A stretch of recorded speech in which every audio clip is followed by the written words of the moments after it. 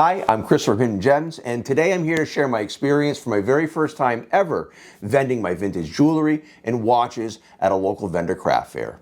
Tell you the good, the bad, and the ugly and how it went. Okay, here we go. All right, so I was excited to vend at my very first fair. Never did it before. Saw something on Facebook, sent the promoter, my information, and she accepted it. Good deal. It was $30, and she discounted it to $20 because I was going to be stuck in the back. I was excited, and first thing I thought I would do was I'd price everything. Being an online seller, I had about 200 items that I was going to bring. None of it was tagged, so I got those little white with string tags, and I literally priced everything. It took quite a while the week before the show, maybe a couple of 4-hour sessions. Also, what I did was I started to think about my display, and I didn't have any of those trays. I had a couple of older black felt trays, but I bought 2 gray felt trays on Facebook Marketplace, and I got an additional 4 on Amazon for a pretty good deal. They're stackable, and they have different inserts for different sizes, or you can pull them out. Here's a picture of them. I really like them. Also, another fun thing about it is they actually came in these little plastic bags. I don't know how long they're going to last, but I was able to, once I filled the trays, I slip them right back in the bag and stack them in shopping bags for transport back and forth to the shows, and that worked out pretty well. Also bought these necks that you can see here, really inexpensive, 10 bucks for 4. They're super flat. I wanted it that way, easy for packing to get in and out of these shows. There's a link for both of these things. Any of the things that I bought on Amazon, you can just go right into the comments. You can click the link and get them yourself. Hopefully I'll get like 10 cents or something, so that'd be cool. So that was my setup. One of the things I also did was I set up here in the house real quick, make sure I knew what I was doing, and that helped out as well. So here, let me switch this. Here's me on the ride there. This is how excited I was. I'm on my way to my very first vendor fair. Little Lucky Ladies Spring Vendor Fair, where I will be trying to sell some of my vintage finds, my watches, pins and brooches and necklaces. So come along, let's see how we do today. Okay, so I got to the show early. I went ahead and I set up my booth.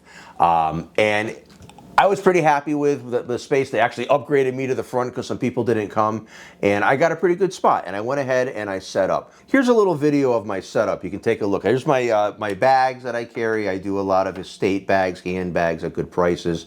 Here's some of my lucite pieces, some of my watches. Actually got some nice pieces in there. There's a nice gold Omega. There's a nice 14 karat gold filled. That was a beautiful lucite carved, hand-painted bangle I just love. Some of my $20 watches, some of my costume necklaces and earrings, some of our other necklaces that I was carrying, just really nice things. And then I move on to my earrings and brooches and pins, just some really fun stuff. I love brooches and pins. I don't know about you guys. I get excited every time I see a piece like this, like a Coro. It's a Sarah Cove. This is another Coro, a Silvercraft. Really just pretty. I love pins and brooches. So this is what my setup looked like. I don't know. What do you guys think? Not too bad, right?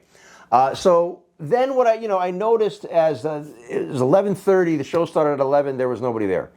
I was kind of hoping there was like a line of people maybe when the whole show started, and that never really happened. And really, at the end of the day, nobody came to this show, you guys. I was kind of bummed out. Maybe, honestly, if there was 15 to 17 people at this show total throughout the entire 5 hours, I would be surprised. Here's a photo like me sitting at my booth and looking out into the show. You can see that there's really nobody there. So it was a disappointment. What happened is there was really no good. There really wasn't sufficient marketing online to support this event. How did it break down? It cost 20 bucks. I sold 20 bucks worth of merchandise. So it was a break even, thank goodness. But I lost my whole day. The upside is I got most of my inventory tagged and ready. I got new stuff. I know how to set it up.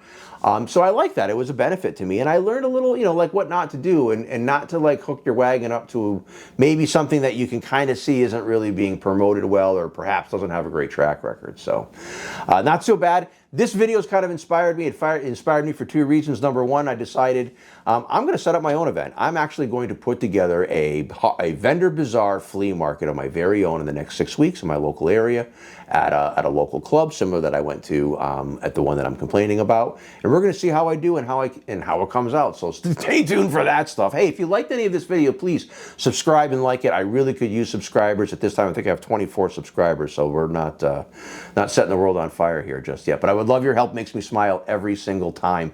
And I'm also going to do top 5 things that you should do in your very first vendor event. And that's coming up next. So thanks again for tuning in. It's Chris from Hidden Gems. Good luck thrifting.